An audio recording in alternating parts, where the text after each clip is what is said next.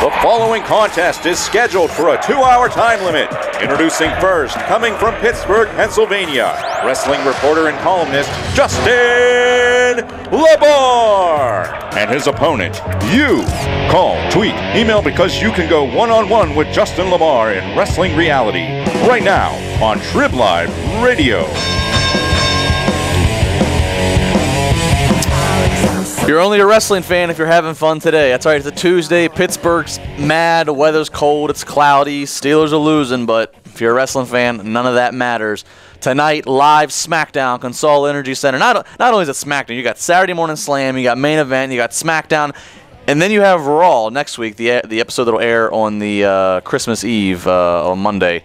It's going to be a long night, but there's always plenty to go around. Justin LaBar here, Wrestling Reality, one-on-one with me. Trib Live Radio, 412-320-7925 is the number. Special 1-hour show. Got to cut it a little bit short, handle business a little bit later on. If you're in Pittsburgh, come by Tailgaters Bar and Grill, about 5:45. Hang out there, have a drink or two, get some food, and we head over to the arena. It's going to be quite the night.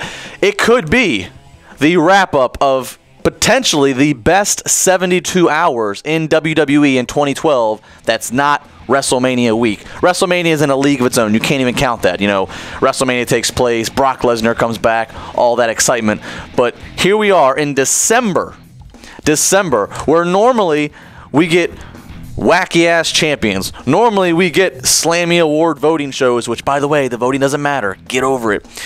Normally, we get tape shows because it's Christmas time, and we could be having the best 72 hours. It's up to SmackDown tonight to put the bow on it and seal the deal, and I think it's going to happen with the final culmination of Dolph Ziggler cashing in. We'll get to that in a minute. I want to talk about Raw last night.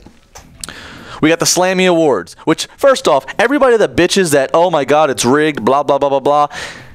Pro wrestling is scripted. What? Just because they give you a gimmick that there's a voting show going on, what makes you think that all of a sudden that's going to be the legitimate thing that pops out in wrestling? Give me a break. It is not logistically, well, it is possible, but it's a nightmare to try to go off your voting on the WWE app in the 3-minute commercial break.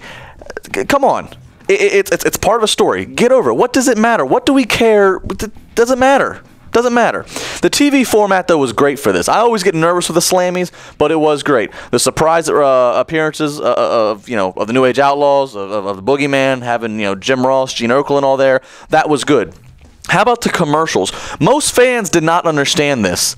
WWE did not have technical difficulties, and WWE was not overcompensating commercials because tonight's commercial free.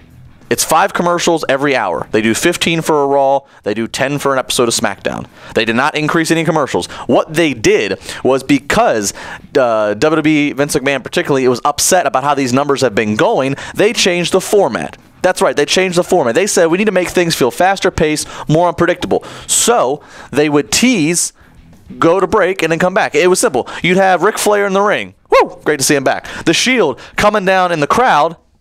Cut to commercial. You come back, a fight's ensued, a brawl's going on, and then we get to see the culmination of how that brawl ends. People, oh, we missed the Shield come down and jump the barricade and again, why did they go to commercial then? You didn't turn the channel, did you? You hung on all 3 minutes, and watched the commercials, and you waited for it to come back. You didn't miss anything. They jumped the barricade, started fighting. They came back. You missed a couple punches being thrown. You didn't miss anything. It was perfect. When Ric Flair, when they prompt that we have Superstar of the Year category coming up with a special presenter, and then all of a sudden you hear Ric Flair's voice and you hear, woo, woo, woo. People thought, oh, somebody's going to get fired. Somebody accidentally turned on Rick's mic. What do you think? Rick's standing behind the curtain, jigging around, going, woo, woo, woo. No, come on. It's a tease. It's a tease. What did you do for the next 3 minutes? I guaranteed you kept it on USA Network. It's all beautiful television format. Kudos to the Shield. What a debut match. We'll talk more about that as the hour goes on. Debut match at WWE TLC. Everything that needed to happen, happened, and everything that didn't need to happen, thankfully, did not. Dolph Ziggler, tonight, him and the Big Show up against John Cena and Sheamus. Now, that does look like your typical SmackDown Tag Team Teddy Long special, but look at it this way. You got Sheamus and Big Show. You know they cancel each other out. You know Big E Langston's going to be roaming around. That's the guy it was not a black Ryback on steroids. It was Big E Langston last night that comes up from developmental and takes out John Cena. It leaves Dolph Ziggler standing. Dolph Ziggler cashes in. This is the last bit of live WWE programming of 2012 before they start taping everything else for the next 10 days. Dolph Ziggler cashes in tonight. That's the way to do it. 412-320-7925. Sports Talk at tribweb.com. Tweet me at Justin LaBar. Get them in quick, fast, and easy. That's how we like it here. Trib Live Radio.